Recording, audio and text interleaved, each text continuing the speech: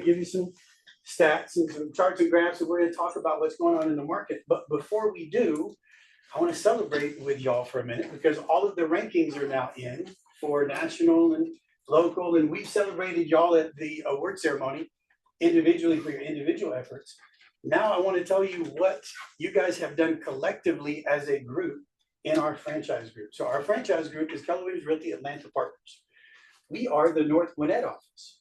And then we're part of a larger franchise group, and we have a large group. In fact, it's the second largest franchise group in all of Keller Williams International, the entire company. And that means that we can bring a lot of good resources to you guys. You guys are involved in a larger community than just a single office. And so let's talk about how you guys rank. 23rd in the country, the entire country. We are collectively in our franchise group the 23rd largest brokerage in the entire country.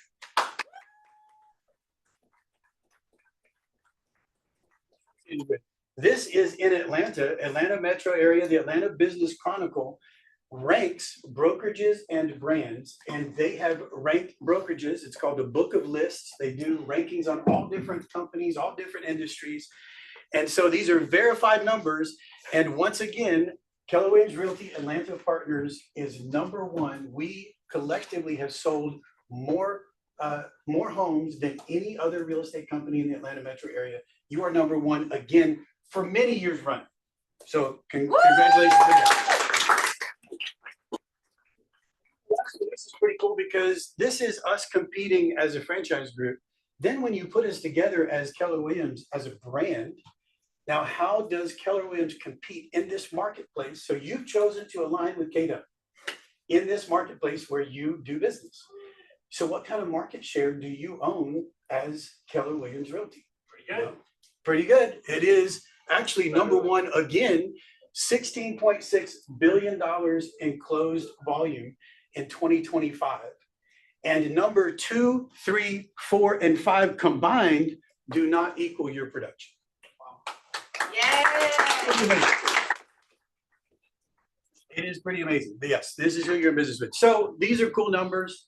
You know, I mean, we celebrate those. It's great to be part of who you are in business with matters locally as a franchise group and also nationally and internationally. It makes a difference. And you are with number one. And I should have put this too. Yet again, we are the number one brokerage in the world. Keller Williams is. So all the rankings are out and you're number one everywhere. And our franchise group, not only number one in the Atlanta metro, but number 23 in the entire country among all brokerages. Okay, so we're going to dive into the market, what's going on, stat chat. But if you've been in this room with me before, you know I'm going to ask you, what's going on? How do you feel about it? What's happening out there? What's going on in the market? A lot. That is true. A lot of houses for sale, not a lot of buyers. I hear inventory is growing. That's what I heard. More selection. Yeah, and I kid with that, and I'm framing that differently. But I want to hear the truth. Don't let that make you not. My house is for sale. I don't have any flippers hardly. Business is great. Business is great. It feels like a tale of two markets. The tale of two markets. Give me a little more on that. Okay, so and this depends on your micro market that you're looking at. But there are markets where there seems to be a lack of buyer activity, and there are some homes that are going on the market and selling with multiple offers. Yes. So it is a skills-based market right now, where you've got to know what market you're in order to take advantage of that better market. Yes, and people have hired you. You're representing buyers and sellers who look at you as the expert in the market that their house sits in. Not the total market, but yes, total market, but also more specifically where their house is. And you have to be a student of the market. You have to know how to interpret the tale of two markets. You have to know how to properly consult with sellers on how to best position their homes in this market. So they are the one that gets the contract. So It is definitely tailored to markets. I totally agree with that. Yes, there's more inventory. Yes, it is more challenging today than it has been in recent past. Tell me more things. Tell me more. Two more. And then I'll let you off the hook. Yes. I would just say, I mean, like what Bob said, it's hyper local, but the areas that are being have new construction vastly different than areas where really there's limited land yet left to build. So that, I think that's driving it all, in my opinion, because of what the builders can offer versus, and then the people that have to sell that have purchased in the last 2 to 3 years are underwater. So you have a challenge. I think you've got a challenge and an opportunity in that market. So where there are new homes competing with resales, one of the challenges is that the new homes community can be more aggressive and potentially position itself to where they get the buyer. As a resale, you might not be able to make that same competition. So that's the challenge. The benefit is what? Few buyers, for sure, they're great If opportunities in yes, those areas. yes, if you have buyers, there are great opportunities, and not everyone is going to go into a new home. So it is a great thing that we have strong new home presence in our market for sure. And we're going to talk about that in just a moment, but it does create challenges and opportunities. All right, last one. I kind of feel like it's not like seller heavy market or buyer heavy market. It's just more balanced in my world. It is balanced. Yes, it is. It is totally. If somebody says 6, 7, I'm going to shoot you. But it is. It's balanced. You know, You said it, Bob. I know. I brought it in. It was in my head, but I had to come out. Or else I was going to smile, and she would have thought I was smiling at her comment, which but yes, it's balanced. It is more balanced, and we'll look at that in just a moment. I think the definition of a balanced market has changed a little bit in the last decade, and so we'll talk a little bit about that. So, okay, thank y'all for sharing with me. As always, we are in a ferocious news cycle. I mean, we are in a ferocious news cycle. Whenever things happen like we have going on in the world today, the media outlets just foam at the mouth because they are dying to incite you. They are dying to piss you off. They are dying to create fear and anxiety in you. They're dying to sell newspapers. They're dying to sell clicks. Right. Spoken from as a veteran, as a veteran. The soldier age, yeah. Yes, yeah. Yes. So spoken as a true veteran, they're dying to sell newspapers and clicks and advertising. That is absolutely the business of this terrible thing of news media headlines and those types of things. They want to get you, they want eyeballs because they sell your eyeballs. And that's just the bottom line. So you got to dig into these stories and figure out what the truth is. And I'll tell you, there have definitely been some unforeseen global and economic events. The war in Iran, the interest rate spikes, the consumer sentiment that is a little mixed right now because of all of these types of headlines. And I still believe that 2026 is the year of the recovery. I still believe that. I believe 2026 is the year of recovery. I stood in front of you a few months ago and said that 2026 is the year of recovery, and I told you that it was most likely going to happen in the second half of the year. I still believe that. I believe that these things are going to resolve themselves and we're going to keep moving because there's a lot of pent up demand still in our marketplace.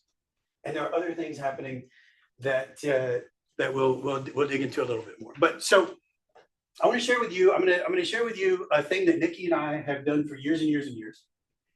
Whenever we get into a little moment of uncertainty. And then I want to give you kind of a thought, a mantra, something for you to take away with you to apply. So first of all, whenever we get into a little bit of an uncertain, challenging time, Nikki and I have always said, well, what's the worst that could happen in this situation?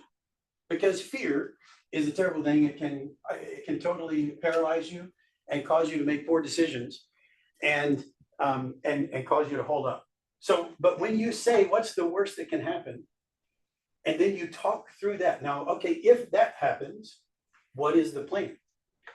Invariably, whenever we go through that conversation together, we figure out what is the plan if that worst thing were to happen, and we feel better about it. Because so what? So what did that thing happen? We know there's a plan to get through that thing. So it goes like this. What if this thing happens, and then so what? We have a plan. When you go through that exercise of what if and so what, and you know what the plan is, if the what if happens, you are so much more confident going into taking care of whatever is coming in the future, rather than sitting back, being fearful, being paralyzed, buying into the lies and the headlines and all of the things that want to sideline you. You just say, what if this worst thing happened? Here's the plan. So what? So what?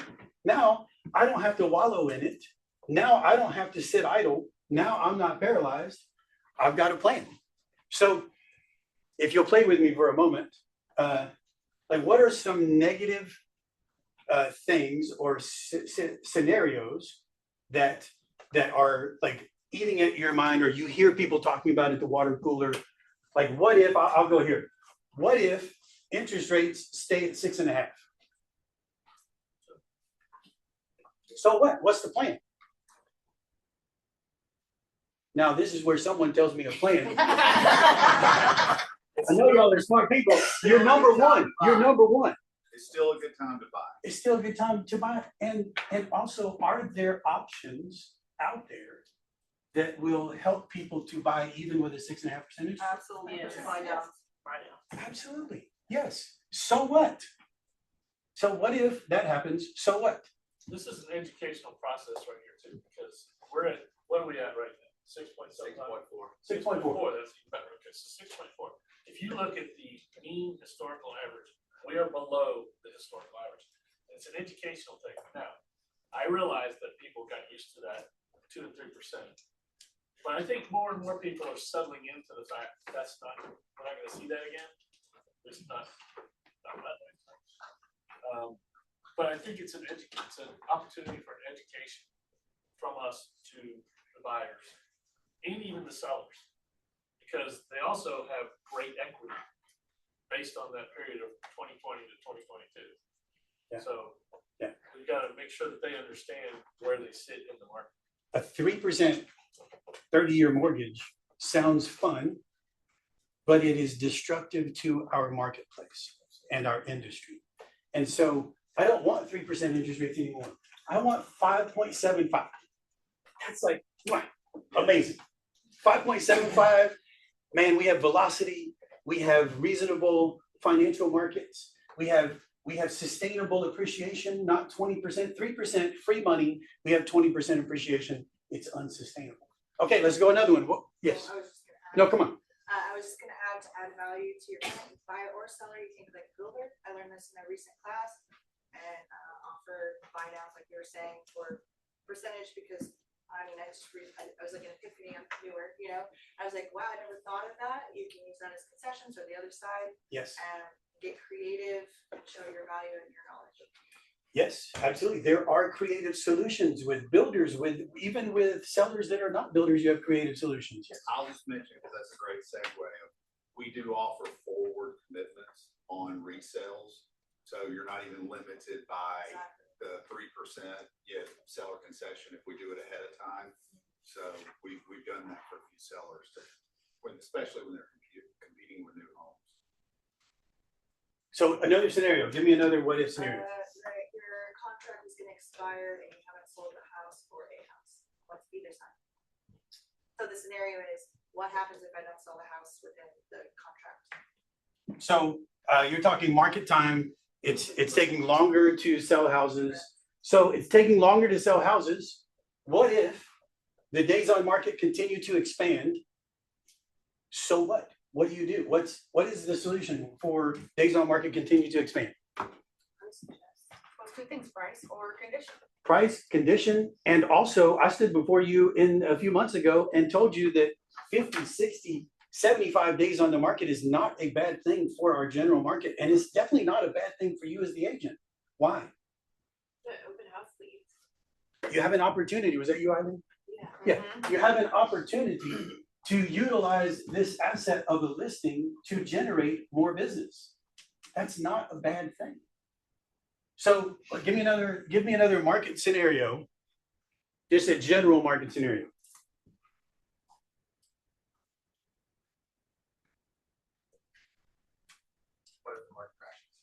So what if sales decline? So what if sales decline? So what? Tell me. What if sales decline? People have to buy and sell because they always exist. They always exist. Look, people are still getting married. They're still getting divorced. They're still having children. Children are still leaving the nest. Grandparents are still having grandbabies like we're about to have in 3 weeks. Laurel, kids are still getting married like Harrison in 10 days from now.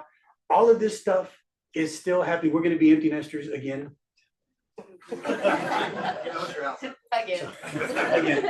Again. So all of those things still happen. You still have job transfers. When we look at 4 million transactions per year annually, that is the baseline for our country. It just is the baseline. That is where all of the have to moves happen. When you get off of 4 million annual transactions nationally, that's when discretionary moves happen. Okay, people say, I like my house, I like my neighborhood, but I want a basement, so I'm going to sell this one and move 3 streets over.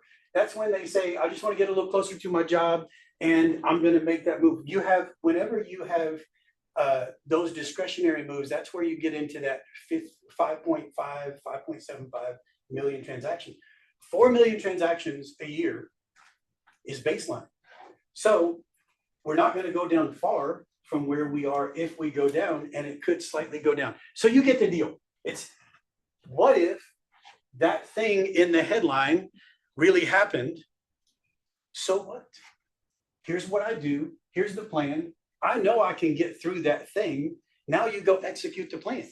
That's it. So what? What if? All right, now let's get into it. A couple of these headlines. I just want to tell you the real story because it's the truth is what you need, not the headline.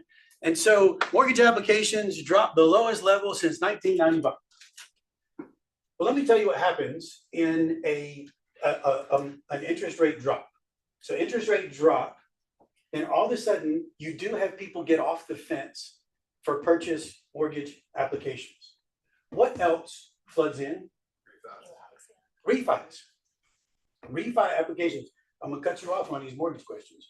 Okay. I appreciate you. And so look, refis pour in.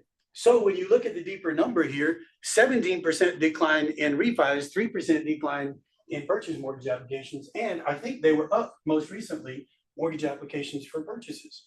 And so when you look at this story, this is the headline, but that's the story. It's not what the headline says. And so what? What if? All right, here's one. March existing home sales hit the lowest pace since 2009. So you read that and you're like, oh my goodness, it's the slowest it's been. How many years is that? Somebody do the math. 17 years. It's the lowest it's been in 17 years. Terrible. We're falling off the cliff. Sky is falling. I should just quit now. Look at that. This is 3.9. This is what we've been dealing with for 3.5 years. It's no different than what you've been walking through the last 3.5 years. It's just a data point of a fraction of a big number that creates a headline that causes fear and anxiety in you, in the consumer. And if you don't understand this, then you will get freaked out and paralyzed by that. And whenever the people in your life who need you to be the professional and know these things comes and asks you about it. I've heard agents, I'm telling you. Agents like, oh, it's terrible out there. Interest rates are high. Nobody's buying. Why would I even put my house on the market? Nobody's buying. And I'm like, this is a real estate professional who's out consulting with the consumer and giving them very, very bad advice because they're buying into a headline and not looking at the true picture of the real estate market. So anyway, 3.98 million, and also this is a seasonally adjusted number. And so right here in the first quarter is almost always the lowest that number will be. And then we begin to pick up momentum. And we just had this blip of the Iran war and the challenges that all has brought to interest rates. There's a little tiny pullback. Just like that is not a cliff. That is not even close to a cliff. This is a plateau for years. It's a downturn. Every downturn is followed by recovery. Man, I love y'all. Every downturn is followed by recovery, and you have to understand, oh, I had a breakout of that. Look at that. So there's a closer up of the story that I'm not going to beat to death. Here's the thing. New homes slows amid, home building slows amid rising costs. Home building slows amid rising costs. So let's talk about home building right here in the South.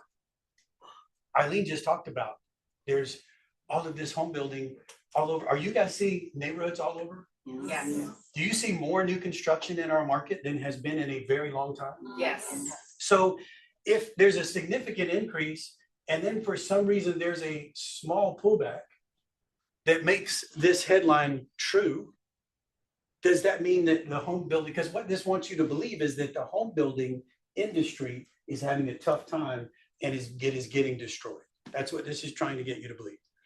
So just real quick, I hope ChatGPT got all these words right, but I think you'll get the picture. And the picture is that home building in the South, you make your living in real estate in one of the best regions in the country. I believe the best region in the country to make this your business. Because 59% of all single family starts are in the South. The whole country, 59% of them are in your backyard in the South. So that's where you choose to make your living. New home construction is a great asset. We have an undersupply of homes. That is one of the biggest challenges that we face in this real estate market is we have a 13-year new construction deficit that happened right after the Great Recession and lasted for 13 years. And we have never caught up to, we have about 1.6 million homes that we are missing because of that 13-year home building deficit. And you are in an area of the country where home building, 59% of all home building nationwide is happening right here in your region. I have a question. Yes. Sorry to interrupt you. Okay. You said that came from ChatGPT, right? The statistics came from the National Home Builders Association, the graphic to make it to where you could actually look at it and read it. But my husband works in the market and he was saying that he heard yesterday that the northern states are doing better right now than the southern states. It depends on what you're talking about. They're Real doing estate. better in That's real what- estate. Yeah, that's what he said, real Yeah. estate. So you have to dig into that. So that is, so anybody in the new table, Don't sit at these Justin's had tables. enough. is that a gong? Is that a gong? And the reason Yes. I'm saying that is So- because he pays a lot of attention to Yeah. that, because our own house is on the market, and he's getting very frustrated about the time it's been on the market, but anyway, and I Is he just. talking to his agent about that? I listen, and he's the worst client I've ever had. Okay, so that for all new people, that is a great real estate lesson. Family members are the worst real estate clients you will ever have. And sometimes your neighbors, because they think they can. So here's the deal. When you look at year-over-year increase in transactions, that might be what he's talking about. Yes. There are a few northern states that are doing really, really well Right. in that. But when you look at this statistic, when someone says something like that, well, the northern region is doing way better than ours. At what? What is the statistic? What is he talking about? And that's where you need to dig in just a little deeper. And then you get to go do research on that and put that statement into context. This is a great example. You have to put that statement into context. And I can tell you that there are, New York, I think Delaware is like up 200% or something. But it's the size of your thumb, you know what I'm saying? It's like, and so you put those numbers into context, yes. Oh, I have some perspective. I'm kind of new, everyone, but I was an agent in New York, so I just moved down here. So like in New York, like the problem we're facing right now in the market, I work specifically in Long Island, is Long Island, there's no room to build. So we're selling houses for a lot of money, but the buyer pool is so small because the average price on Long Island right now is like $750,000. So we're like, you know, on paper, it's like, oh yeah, we're selling so much real estate, but it's just like a tiny percentage of houses that we're actually But selling. then again, that's the media So, manipulating the. you know, yeah, exactly. Because when the media, they get it and they're like, oh yeah, their houses, they're selling like this volume, but there's like, you know, we're in a really, really tight seller's market. There's like 30 days supply of inventory. Opportunity. Yes, Yeah. so, If you have 3 buyers and they bought 3 houses, it's 100%. Like statistic of buyers. So Yep. so thank you for the context, thank you for the question. When someone makes a statement like that, you have to take that statement, dig deeper, put it into context. If you don't know the answer, then you take that statement, you go research it, and come back with the answer for that very difficult client of yours and give him more information about what's really going on. All right, so we gotta go. So what if, so what? That's the deal. You gotta have this mindset because the headlines will destroy you, they'll paralyze you, they'll cause you to have fear and anxiety, and you cannot let that happen. All right, this is just a couple of statements that, you know, yes, geopolitical developments, energy spikes, brief pushes in yield, yes. I'll tell you, we were just having a conversation earlier about the interest rate being at 6.4. That the 30-year mortgage and the 10-year yield on the T-bond, that is, those are lockstep. So you look at that 10-year treasury and the 30-year mortgage, and we said, we had this conversation a couple of Snapchats ago, the very, very widely accepted and long-term spread between those is 1.7%. Right now, it's still like around 2%. And so there, even if nothing changes in the financial market, we can still drift down. We can still drift down close to 6 with everything the way it is right now, as long as some of the volatility will shake out. So those are things, it's like there's still room to move down. 6.4, people are still buying. So what? You've got, right? And also, by the way, I know my mortgage friends won't like this as much, but 27% of all purchases are all cash. Un-American. 27% all cash. So look, it's just okay. Here are the interest rates. You can see here's where we were. 23. You go all the way down here. I'm sorry. This was last year. All the way down here, and we dipped in December, January, and then we spiked because of the Iran war. And coming back down, they're floating back down right now. Whenever you have the volatility get relieved, that's going to continue to come down. I do believe we're still going to have 6% interest rates, and somewhere around that high 5 is going to be very possible. Yes, Eileen. Is that 27% statistic all of the US or the greater Atlanta? All of the US. It is a shocking statistic, the number of homes and the number of homes actually owned cash with no mortgage is higher than that. And it's in the 30s. That is a shocking statistic that most people don't understand because we tie so much of our real estate conversation to the financing part. But it doesn't apply in a vast, like a huge portion of our market. The financing conversation doesn't even come into play. What comes into play in the cash conversations is what? There's something else. What? Liquidity and what's going on in the vehicle they have their money parked in. So someone has money parked in something that is declining, they may not want to take it out to make the cash purchase. So there are other complications, but you just have to understand that so much of the market doesn't even depend on a mortgage. But we don't think about that. You have to understand that. All right, I got to blow through these. Interest rates, yep, the spring market's still springing. That's great. Income, this is an important one. Income is still outpacing appreciation. We talked about this last time too, and it's still true. When income continues to outpace appreciation, that makes affordability better. one of our biggest challenges in the housing market today is affordability. It's affordability. And so when you have double-digit appreciation for a long period of time, and then you have 7.25% interest rate, that is a challenge to affordability. Interest rates come down to that 6.4, 6, 5 point whatever, and this income continues to increase higher than the appreciation of the homes, then affordability catches up. We need this. We need low appreciation and income to increase. This is fresh listings coming on the market. Yes, you see that. We have more inventory coming on the market. That is a great thing. We need choices in the marketplace. You need choices in the marketplace. Buyers need choices in the marketplace. All right. And then this is another headline. Home delistings soared in 2025. Nothing's selling. Nothing. They're all expiring. People just taking them off the market. And then they re-put them on, so forget that. Nothing's moving. So home delistings, which I guess that's kind of like socks or hosieries, tie as neckwear, you know, like we're fancy words now. Like expires withdrawals are now delistings.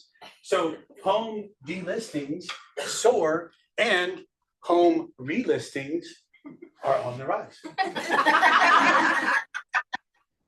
That story resolved itself in one slide. You didn't hear about that part. Yeah, you didn't hear about that part. You just hear that houses aren't selling and houses are expiring like crazy. People are taking their houses off the market. So call an expired and they'll tell you, oh, we're relisting tomorrow with our agent. So what if, yeah, so what? Now, what if? Like what if, rather, so what? All right, so what is your plan if delistings, expired withdrawals, I like the old school way to say that, expired withdrawn are increasing. How many of you have taken an expired listing in the last 3 months? Okay, so all over this room have taken expired listings in the last 3 months. This is a lead source, this is an opportunity. The ones who raise their hand are like, this is not an opportunity at all. No one needs to know about this. But whenever you have expired withdrawals, it is a great opportunity to get into a conversation because that seller many, many times is open to a different conversation than the one that they've been hearing during their listing cycle. All right. Okay, so this is an important one. And this is, I believe, the last chart on the market. And so one of the things you're hearing is that, you know, the list to sell price is lower. And so this is a depiction since 2012 of the homes that sold above list price, at list price, or below list price. You need to have this in your presentation for buyers and sellers, because right here, when so many homes were selling above list price, we had like a 5 days on market, maybe like 5 hours, you know, on the market. It was supply of inventory was super tight, and people were having to go over list price to control these properties. This right here is what created the double-digit appreciation with runaway inflation in the housing market and pricing. Then, you know, interest rates double in less than a month in the third quarter of 2022. 2023, we normalize, but we still have over list price below. Then now we're 23% above list price, 16 at, 62 below. Look at where we were in a normal market. Does this look more like that? Yes. So don't listen to people when they tell you that, well, I mean, prices are dropping, sellers are having to negotiate everything away. Like it's more of a balanced market. It is more of a balanced market. In a balanced market, you have a lower list to sale price. The list to sale price is generally run in that 97, 98% since the beginning of time, unless there is a unique situation in the marketplace that causes that to be different. A big real estate crash, a big real estate boom, but a normal market looks something like this with an average list to original sale price somewhere in that 97, 98. So this is very normal. I don't want you to get bought into the headlines.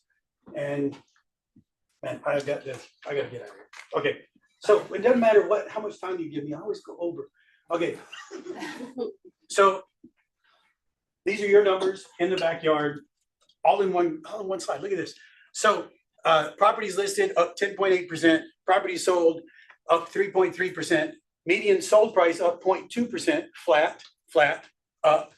Days on market from 50 to 56. Super normal. These are not scary numbers. Then month supply of inventory 4.2. I told you I was going to talk about month supply of inventory. I think a balanced market is more in the 4.5 to 5 month supply instead of the 6 that we used to call it. I think we're at a balanced market pretty much right now. All right, so I told you, and this is part of what was shared with you, that I was going to give you some strategies on how to take territory in 2026. So that's what's going on. I've already talked with you about mindset, talked with you about, what if this thing has happened? Well, so what? Now I'm going to give you a few practical things that you can take with you from here and actually implement in your business and take territory for the rest of 2026. I've told you 2026 is still the year of the recovery. It is still the year of recovery. All those numbers show still the year of recovery. Here's the deal. Don't isolate. Don't isolate. You have this amazing community of agents. Look at this full room of people. I promise you, there's not a single person in this room, if you ask for a conversation or help on something, that would turn you away. It's the culture. It's the culture. That's one of the reasons why you joined here. We don't allow people to stay who are not like you. We have a culture of a high-minded exchange of ideas and a principle of plenty. We are not a zero-sum game. For me to win does not mean you have to lose. We can both win together. In fact, if I win and I share with you and you've won and you share with me, we both win more. So that is the culture of this company. Do not isolate. If you isolate in this company, you're doing that to yourself, and don't do it. Come in here, call someone, get in relationship, get in community. Now I want to talk about the 5 key relationships that every person, and I just want you to take a picture of this or write it down, because you won't have time in this meeting. I don't have any more time in this meeting, but I want you, when you leave here, to write blanks or draw blanks and fill in these people. Every single person, every successful person needs these key relationships. You need a mentor, someone who's been there before you, who can help you from an experienced position of having been there before you and share back with you seasoned, experienced advice for where you are right now. You need a coach, somebody who's having a conversation around you on a regular basis that's calling you higher to something more. You need a coach in your life. You don't have to pay for a coach.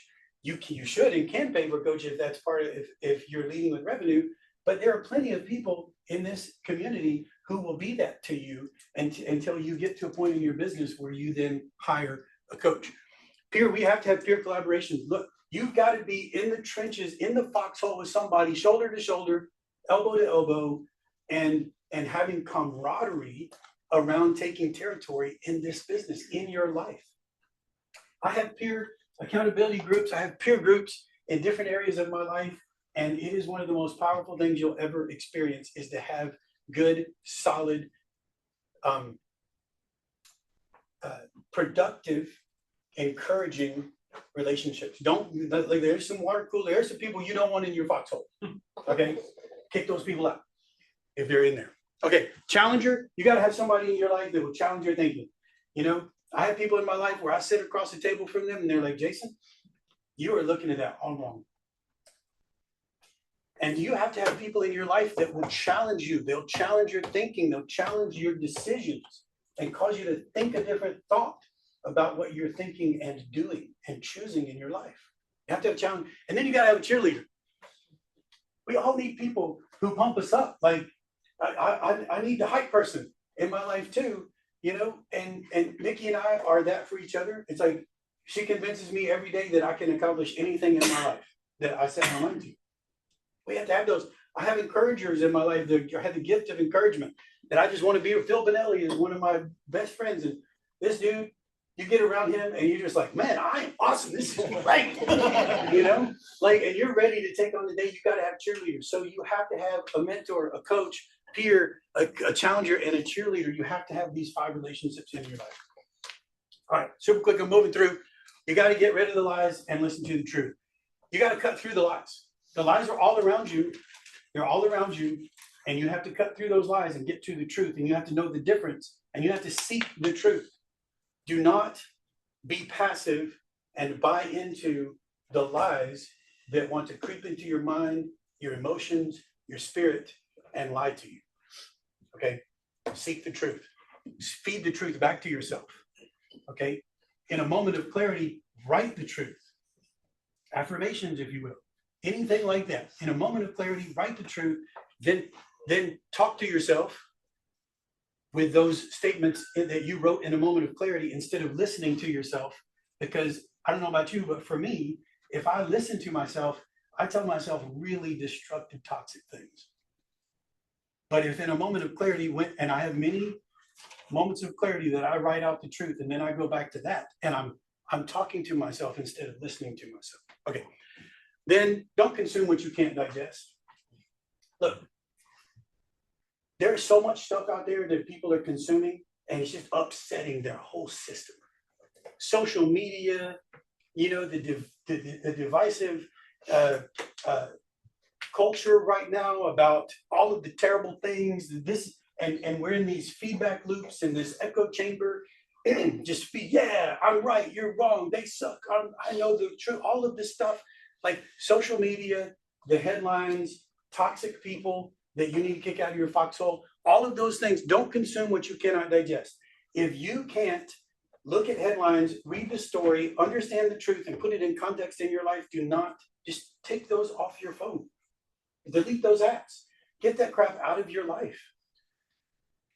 Nikki, I'll use Nikki as an example again. She has no idea what's going on in the world today unless I tell her over coffee.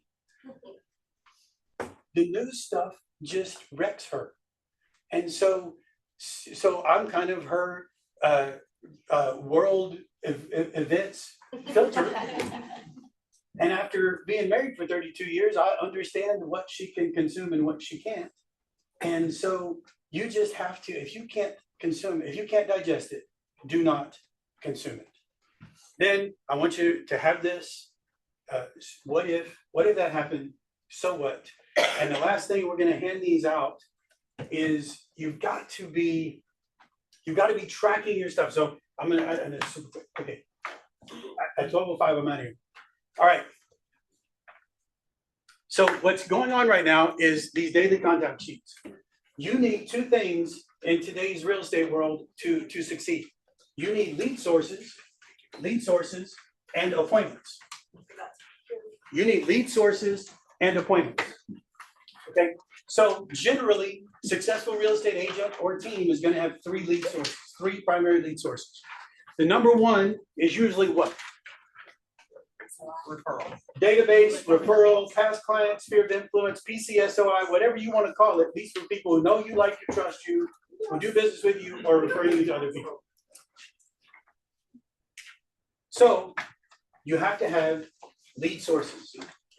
Number 1, generally database, PCSOI. Then you're going to have 1 or 2 others that you go to consistently to generate leads. What is the purpose of lead generation? I'll answer for you. To get an appointment. Okay, so here's what we say all the time. And I'm going to tell you, I'm going to switch it on. Don't focus, this is what said to you before. Don't focus on the result. Focus on the activity and the result will show up. You've heard that? Just focus on the activity. Just keep doing that activity. Just keep doing the activity. If the activity doesn't produce the result, then the activity is wrong. The intensity, the lead source, the way you're showing up to it could be wrong. Here's what I want you to focus on in 2026. I want you to focus on appointments. So you've got to track your activities. You need to understand your lead sources. You need to have a commitment that you're going to be lead generating on a regular basis. And you need to lead generate to get appointments. I hear so often where people are saying, I made 25 contacts today. How many appointments did you set? None. But, you know, man, I made Facebook things and I left a message, you know, like, okay, well, that's good, but you didn't set an appointment. What is your appointment goal every single month, every single week, every single day? Let me ask you this. Let me just finish. So I want you to set appointment goals. Set appointment goals, and then you back into your activities. You back into your activities, however many of those activities it takes to get that result. So look, you may have a lead source where it's 10 activities to one appointment. You may have one where it's 150 to one appointment. If you go do 25 of the 150s, you're not going to get an appointment most likely. So you set your activities based on what you want that result to be. And this is a great way to track it. And then until you get that appointment, nothing else matters. And you stop all these distractions in your world and you go get that appointment. Then you can go do the other things. Okay. So I want you to track. This is a Glover U sheet. It's amazing. It's in paper, which is awesome. You know, you just mark, this is how many attempts I made. This is how many attempts. This is how many appointments, buyer's appointments, seller appointments. There's actually a tracker on there where it's like, I started at this time, I ended at that time, and this is how much I spent on tax. Let me tell you, a lot of people think, like I talk to agents all the time. I worked a 14-hour day. I worked a 14-hour, I'm busy. I worked a 14-hour day, like, whew, man. Really what they did was they worked 1 hour and they spread that 1 hour of work over 14 hours. And then lied to themselves and convinced themselves that they worked a 14-hour day. You start tracking your daily contact log sheet and you back you focus on the result, the appointment, and then you back all your contacts into how much it takes to get that appointment, you'll realize how much work you do or don't do. This is a great clarity exercise. So I want you to track, I want you to focus on the result, which is the appointment. You need lead sources and you need appointments. You need to get this crap out of your head. You need to not focus on the lies, get to the truth. What if that thing happens? So what? You got to surround yourself with the right people. Do not isolate. You're in a great place right here. Do not isolate. And then I'm going to leave you with this. Still a mantra. Right now, in this market, it is the year of recovery. Opportunity is now here. I'm telling you, I talk to agents all the time who are taking territory right now in this market. Year over year up, month over month up, quarter over quarter up. They are killing it in this market, taking territory because opportunity absolutely is now here. And those are the things that you need to do to take advantage of it in 2026. So thank you for having me. Appreciate it.